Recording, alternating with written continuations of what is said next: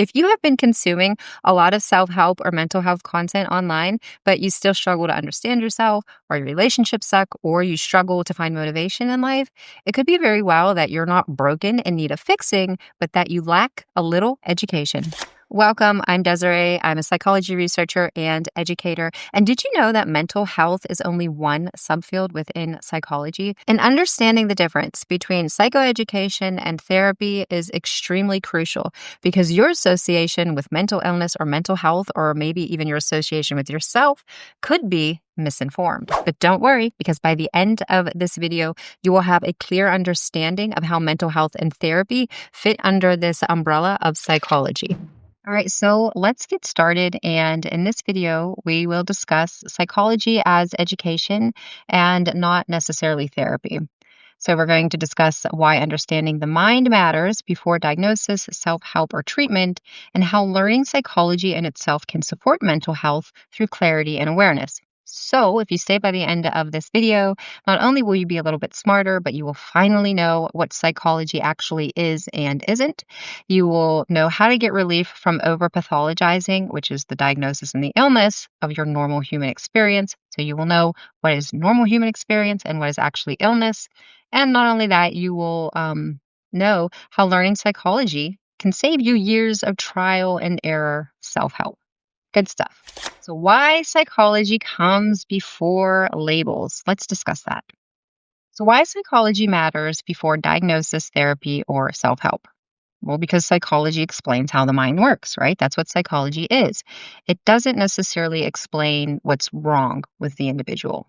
And this is why psychology is often misunderstood. And it's something that individuals usually turn to whenever there's something like wrong with them. And psychology is commonly associated as like a last resort or a response to a crisis. But in reality, psychology is more like a life skill. And it's a life skill that can help you understand your thoughts, your emotions, and your behavior long before diagnosis, therapy, or even self help tools come into play. So I want you to think of education, or technically psychoeducation, as different from therapy. So think of it like this. At its core, psychology is educational rather than therapeutic. Now, it can be therapeutic, but it doesn't become therapeutic until we understand what psychology even is. So, mental health and therapy, all of that is considered as abnormal psychology within like the whole realm of psychology, which is legitimate and necessary subfield within psychology, but it's only one distinct part of a much larger discipline, or technically it's a science. And whenever psychology is reduced to pathology or illness alone, we miss something essential. We miss that psychology is a science of how humans learn, how they adapt, how they relate, how they cope, and how they make meaning in the world. So, before we talk about psychology as the foundation for mental health, I want to pause and just make an important distinction that psychology is a field of knowledge, and it's the scientific study of behavior, emotion, learning, and mental process. See, again, psychology is a field of knowledge, and it's a scientific study of behavior, emotion, learning, and mental processes. Now, mental health is only one domain where that knowledge is applied. Mental health focuses on well being, your distress, and functioning. Therapy is only one form of care within mental health. And it's an extremely important one, but it is not the whole of psychology. Moving on to mental health starts with understanding. And we're going to discuss particularly psychoeducation and how that can improve your mental health by boosting clarity, awareness, and helping you make informed decisions. Now that we understand that psychology provides the foundation for mental health by explaining how the mind works and not by telling you what's wrong with you, we can look at some of the other questions that psychology aims to answer, such as, why do I react the way that I do? Why do others react the way that they do?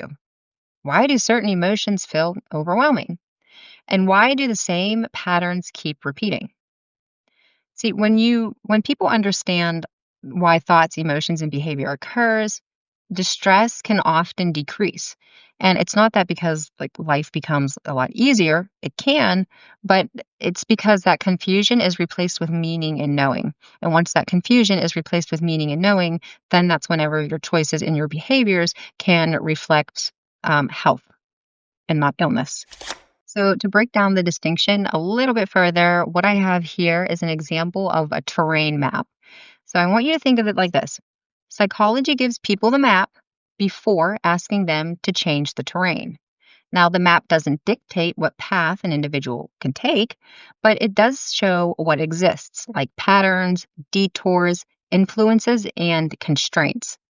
And understanding this map precedes agency, or it will precede you having autonomy over your life, individuality, control. So now moving on to what exactly is psychoeducation? So psychoeducation simply means learning how the mind, emotions, and behavior work in everyday language without clinical jargon. So rather than diagnosing or treatment mental illness and symptoms, psychoeducation focuses on understanding emotions, recognizing patterns, and seeing how thoughts, feelings, and actions connect. And this distinction matters because confusion increases anxiety. And when people don't understand what's happening inside them, they often assume something is broken or defective. And with the overwhelming amount of mental health content online associated with psychology, it's very well possible that the information that you're receiving is not necessarily wrong, but it is incomplete. But no worries, because here on my channel, I explain to you what psychology actually is. And right now, let's discuss psychology in everyday life and how learning psychology can improve you not only work, school, but also home and relationships. Start with work and why work feels harder than it should. And that word, like should, is in quotation marks because there's this thing like within psychology where we say you shouldn't should on yourself. So, it, how can learning about psychology, actually help you in your workspace? Well, understanding psychology and learning about it will help you understand motivation, stress, and whenever you're able to understand motivation and stress, you can communicate better. When you can communicate better, it improves collaboration and it helps you recognize burnout way before it ever reaches a crisis point. So, when you're under stress, and a lot of people are at their job, it changes how your brain performs. So there's something to recognize. You might not be an effective worker if you're constantly being stressed all the time.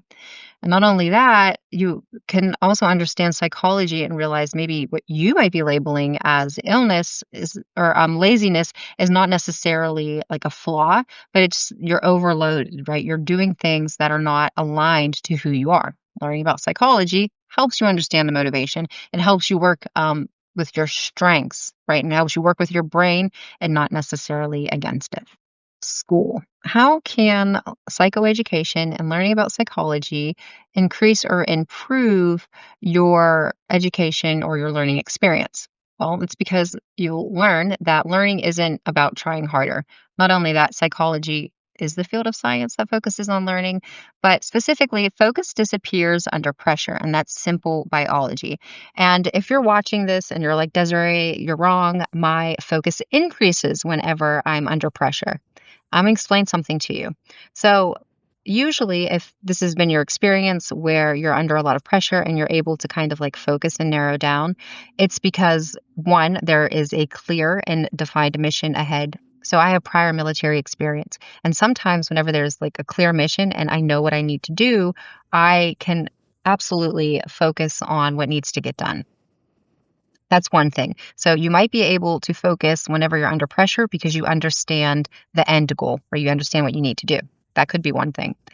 Or it could be that there is like the simple carrot, like on a stick, that's motivating you to focus. So thinking in this context here within school, you might feel as if under pressure, you do a lot better on tests because you're motivated to get a good grade. So those are just two examples where you can think about in your own personal experience where when you're under a lot of pressure, it doesn't necessarily seem chaotic. And moving on, memory works best when stress is managed. This is true, right? Whenever you're less stressed and you're more calm, your mind is going to function a lot better and you're going to be able to retain more information. And psychology helps you learn in ways that don't exhaust you. So there's many different ways of learning. This video, for example, if you're watching this, you might be either an auditory learner or a visual learner. Moving on to home, how can psychoeducation and learning about psychology improve your relationships at home and with others? Well, psychoeducation helps you understand psychology and recognize that conflict isn't random, it follows patterns. So if you're constantly in conflict with an individual or if you're in the same conflict but with different individuals, in psychology, we just recognize that as a pattern. Mental health would pathologize that if it's leading to problems in your life as maybe like an illness. Psychology doesn't, just a pattern. We're neutral about it. Okay. But also understanding psychology not only improves your empathy, but it also helps you recognize where boundaries fail and where they need to be strengthened in relationships. And psychology helps you respond instead of like reacting. So whenever you're in a situation and you're overwhelmed, you can have the psychoeducation and the knowledge of what's going on, and you can respond instead of reacting in unhealthy ways. And just keep in mind that you cannot change what you don't understand. So, when we understand behavior, not only in ourselves, but within others, not only does our awareness increase, but so does our communication. It makes problem solving a lot easier. And when we have the level of awareness, it creates choices. And this is where you can choose how you respond, how you learn, how you seek help, how you receive treatment. This is all within your control whenever you have informed and accurate psychological information and not just something that's niched down into mental health or problem focused awareness. Psychology as prevention and not just intervention. So, now let's discuss how psychology or learning about psychology is viewed as a strength for preventing escalation of mental health symptoms. Psychological knowledge helps people spot stress and mood patterns early. Not only that, it helps recognize or help you recognize behavior changes before escalation. So this can help replace confusion with clarity way before things escalate.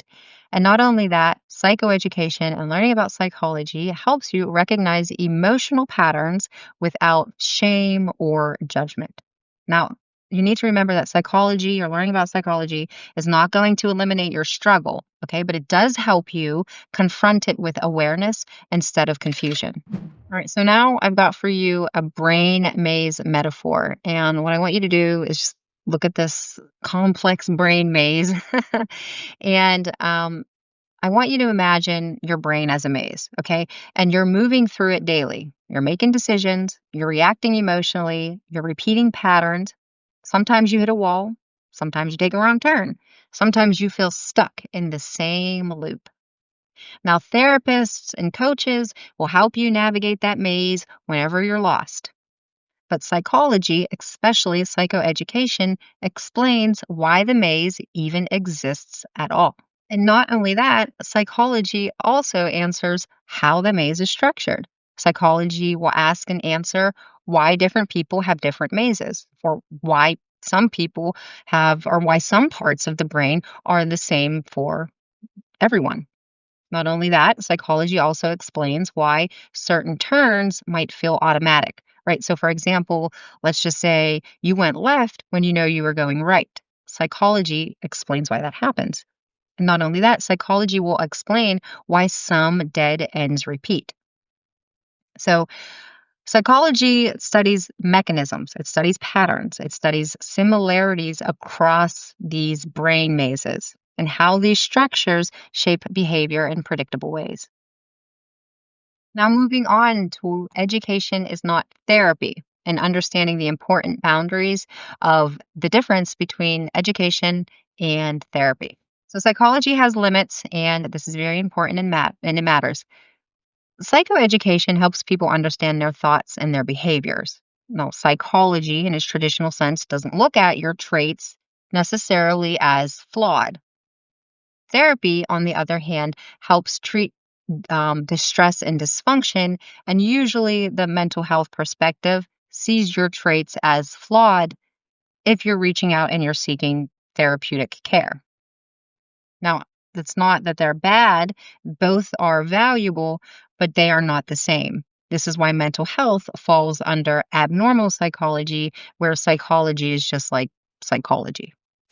So when education isn't enough? So psychoeducation, like what I'm doing here on my YouTube channel, me teaching you psychology, being your psych teacher, sometimes it isn't enough. I can explain to you how your brain works and why you're doing certain patterns. But if you're having issues in your life, then this is whenever professional support may be needed. And this is when you would then reach out to a therapist or a coach, a psychiatrist, somebody working essentially within that field. And this is important because whenever your distress is persistent, it doesn't go away, or if it's overwhelming, then the education that you may be receiving is either incomplete, it could be incorrect, and you need further one on one care. Or daily functioning is significantly impaired. So if your daily functioning is significantly impaired despite learning about psychology, then there's something else going on, that we need to address. Not that it's wrong, that it needs fixing, or that it's bad. It's just that it's helpful. I think that's a better word to say, unhelpful. Anyway, insight alone isn't enough to move forward. And we recognize this within psychology. So, just like I said, if you have awareness of your issues and what's going on with you, sometimes that can be helpful, but it is not enough whenever there's other issues. Maybe it's biological, maybe it's something that's chemistry, maybe it's something that you actually need one on one work with. And again, that's where a psychologist or a therapist comes to help you. Why is this the foundation of introduction to psychology? Well, psychology starts with understanding, not diagnosis. So, long before we're asking what's wrong with an individual, what needs fixed, what's their mental health like, psychology first asks why before it asks what's wrong. So, first, we want to understand why these behaviors are happening, why these patterns are showing up. And sometimes just understanding and having the correct information about the why is enough to increase the level of awareness, and for individuals who can take that information and apply it to their life in helpful ways. Thank you so much for watching this video to the end. I hope that you now understand how mental health fits under the broader umbrella of psychology. And if you enjoyed this video, I invite you to subscribe. And don't forget, launching within a week's time is a full-blown course, Introduction to Psychology 101. I have over 30 video plans, 8 modules. It's going to give you everything related to psychology. So you don't have to be confused anymore or make the association of psychology equals mental health. So again, thank you so much for watching this video to the end. If you're interested in learning more about psychology, watch this playlist here, and I'll see you in the next one. Bye.